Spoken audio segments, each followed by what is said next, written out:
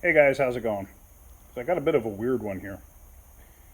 Customer of ours has a '04 Chevy 3500 series truck with an 8.1 liter. He blew the motor. So he wanted us to replace it.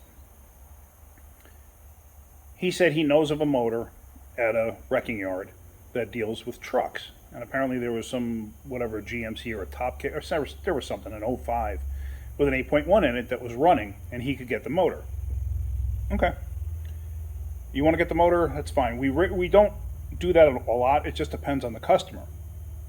So apparently he went up there, and we said, make sure the motor runs. Okay. He went up there. He said the motor ran fine.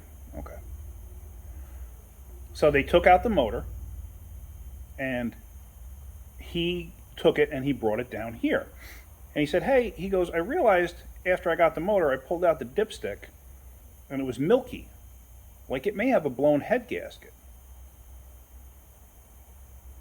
Okay, well, why didn't you just bring it back? Well, because it's hard to find that motor.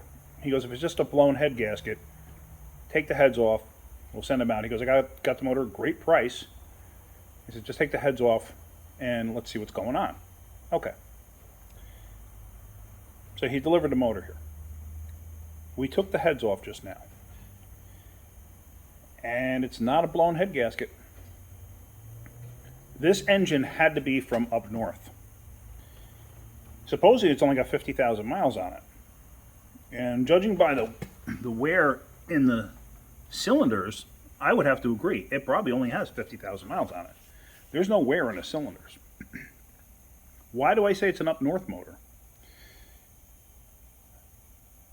Because somebody had put stop leak in this because they had straight water in it. Have you ever heard of somebody freezing a block? I've seen it many times up in New York, and I've seen this before. It cracks the block. So we went to go take the heads off, and as soon as we got the heads off, I was like, oh man. And I saw some signs. As soon as we got the intake off, I saw signs. I'm like, oh, this is not good. Let me show you. The stop leak, when you put it in a motor, what does it do? Well, it has a tendency to collect at the leaking point. Wherever the leak is, it has a tendency to collect there. Because usually a leak is caused by a little tiny hole or a little tiny crack. So water will flow out of that spot. And usually there's like fibers or there's something in the stop leak that get hung up in whatever it is. Picture a hair clog in your drain. It's the best way I could describe it. Something very similar with stop leak. So as soon as we got the intake off, I noticed a buildup of stuff. And it looked almost like expanding foam. And I'm like, but it was hard. But it kind of had that milky look to it, like from a blown head gasket. So I was like, okay, is the head gasket blown and leaking into the lifter valley? Well, we got the heads off. Actually, let me show you the inside of the valve covers first. So here, you can see the buildup. That's coolant. That's coolant in there. More water or whatever. But now, let's look at the head gasket. Here is the head gasket. And you see that mound? That's a buildup of that stop leak stuff. Because if you see there's those little holes there that the coolant is supposed to pass through. Well, it actually rotted away that one. And it just built up that glob there. Why did it build up that glob there? Well, because of that. Because of that. The block froze and it cracked. Same thing on that side. See that? Now that thing was caked with this stuff here. And this is like if you ever seen inside a cave where you have like Now, I'm going to get it wrong. It's either stalagmite or stalactite. I don't know which is which. I don't really care either. But you know what I'm talking about, that calcium deposit, that growth that occurs. This is basically what this looks like. But we saw this milky nastiness, so we're like, okay, well, yeah, this thing's got a blown head gasket or something. But I mean, look at that. Would you look at that?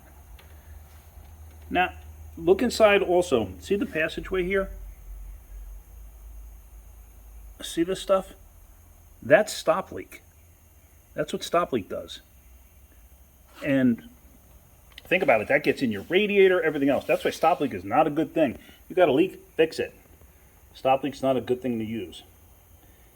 So how come it broke like that? How come the block cracked? Well, water is inside these jackets here. That's what gives you the cooling inside your engine. What happens is when water freezes, it expands. It expands at the weakest point. I mean, it expands everywhere, but at the weakest point, when it's expanding, it's got to move somewhere.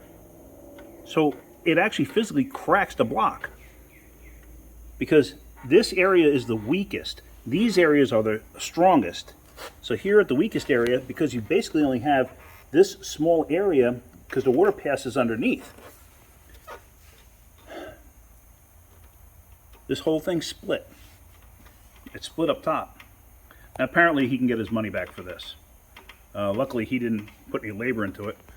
See, I even gave him the clutch and the adapter plate that goes along with it. So he's going to be able to get his money back, which is fine. But we took it apart to look, and I thought it was kind of amazing to see that.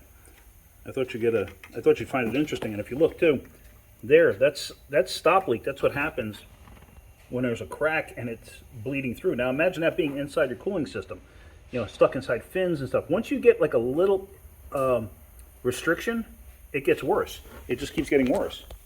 It's kind of like having a clogged artery. You know, you have a clogged artery, and you know you wind up getting stuff built up in there, and it just plugs up, and then you wind up with a blood clot. Well, there you wind up with a coolant clot. So it's the same basic idea if you think about it. So antifreeze is important, especially if you live in a state where you get below freezing, because it doesn't take much to actually do that. But that's a deep freeze, but it doesn't take much to do that. You can have every day where it's over 32 degrees, and then all of a sudden you get that one night where it gets down to 15 degrees for whatever reason, and then that happens. And that's expensive. That's probably why that truck was in the junkyard. It probably froze, and what they did was they put stop leak and stuff in it and tried using it, and eventually they realized this is not working. And they probably, at that point, just junked the truck. So, but, you know, the heads themselves look fine, but I mean, this is a heavy motor. Oh yeah, let me show you that actually real quick. If you look, see the passageways in the head? See how clogged up they are with junk?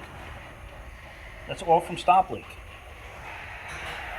Stop leak is not a good thing to use.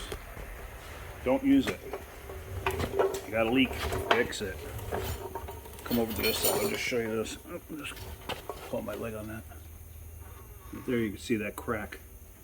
And look at all the junk inside. Because like I said, the junk attracts to the crack. There's another one down there. But yeah, so what happens is the water freezes and it expands, and since that's the weakest spot, it expands down, cracks it. Expands up, cracks it. So that makes for not a good day.